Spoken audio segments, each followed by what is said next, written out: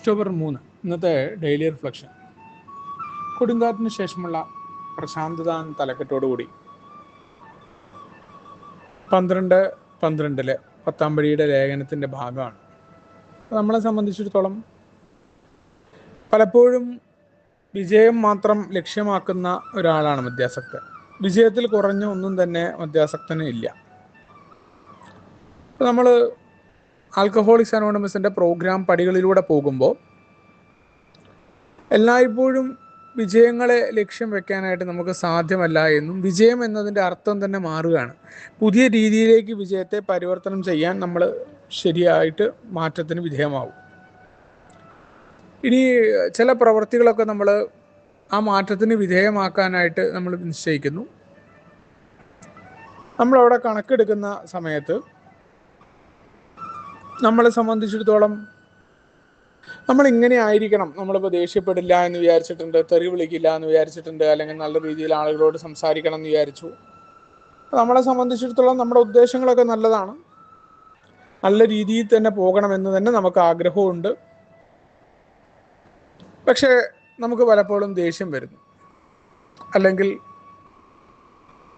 നമ്മളിൽ നിന്ന് മോശമായ പ്രവൃത്തികളൊക്കെ ഉണ്ടാവുന്നുണ്ട്.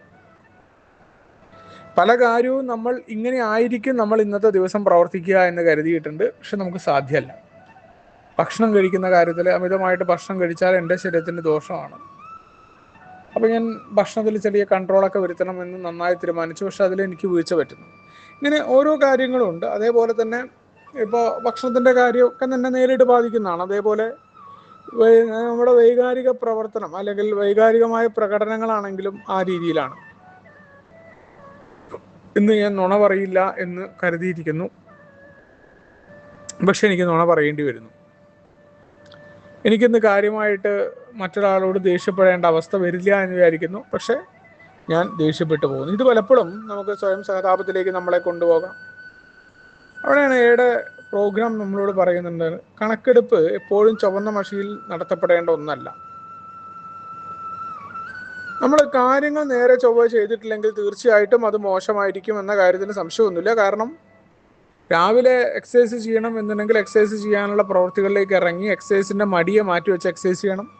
ഭക്ഷണത്തിൻ്റെ കാര്യത്തിലും അതേപോലെ തന്നെയാണ് ആ കൺട്രോൾ ഞാൻ ചെയ്യേണ്ടതുണ്ട്. ദേഷ്യം വരുന്ന സാഹചര്യങ്ങളിൽ നിന്ന് ഞാൻ മാറി നിൽക്കേണ്ടതുണ്ട്. ഇനി അതെല്ലാം എന്നുണ്ടെങ്കിൽ തീർച്ചയായിട്ടും അതെല്ലാം ഉണ്ടാവും.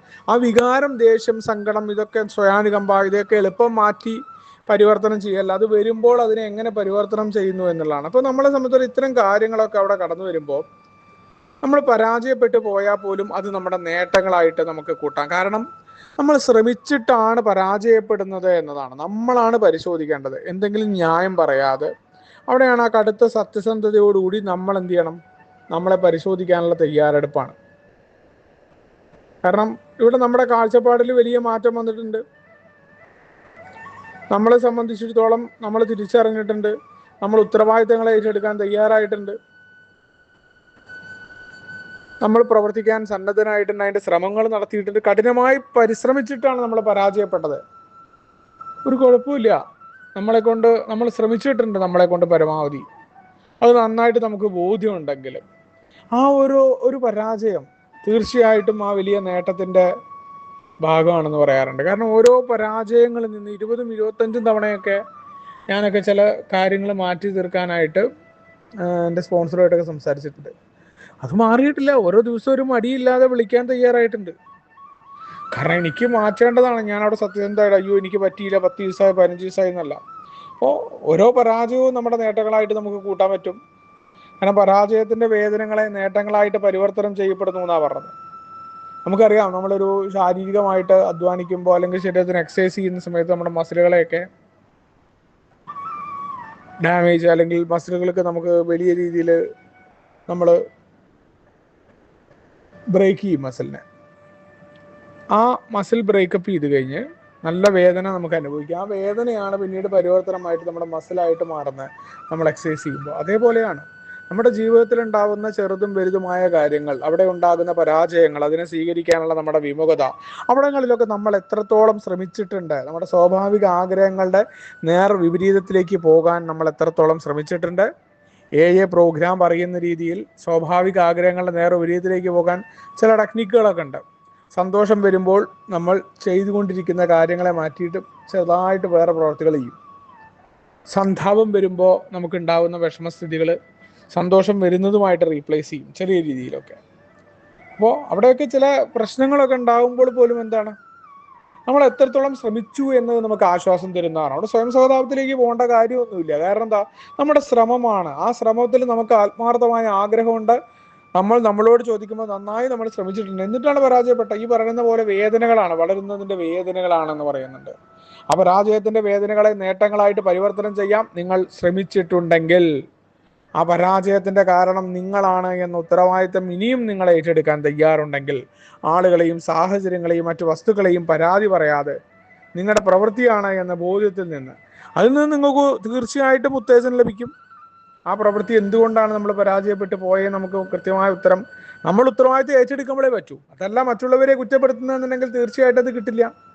മുന്നോട്ട് പോകുന്നതിന് പകരം നമ്മൾ മറ്റുള്ളവരെ കുറ്റപ്പെടുത്തിക്കൊണ്ടേയിരിക്കും. അപ്പോൾ പഴമക്കാരായ മനുഷ്യർ അവര് നമ്മളോട് ആവർത്തിച്ച് ഓരോ മനുഷ്യരും പറയുന്ന കാര്യമുണ്ട്, ആത്മീയ പുരോഗതിയുടെ ഒരു കല്ല് വേദനയാണ്. കാരണം അവരെ സംബന്ധിച്ചിടത്തോളം ആ ആത്മീയ പുരോഗതി വേദനയിലൂടെ തന്നെയാണ് ഉണ്ടാക്കിയത്. നമ്മുടെ അതിൽ പറയുന്ന പോലെ മദ്യപാനത്തിന്റെ വേദനകൾ നമുക്ക് കടന്നു വരുന്നു. നമുക്ക് പ്രശാന്തത അനുഭവിക്കണം, വൈകാരികമായ പ്രക്ഷുബ്ധത ഉണ്ടാവണം. കാരണം ഓരോ സമയവും നമുക്കറിയാം, ഓരോ ദുഃഖവും നമുക്ക് കടന്നു പോകേണ്ടതാണ്. സുഖത്തോടുള്ള നമ്മുടെ ആഗ്രഹം ഉണ്ടാകുമ്പോഴും സുഖവും അതേപോലെ കടന്നുപോയി നമുക്ക് വേദനകൾ വീണ്ടും കടന്നു വരും.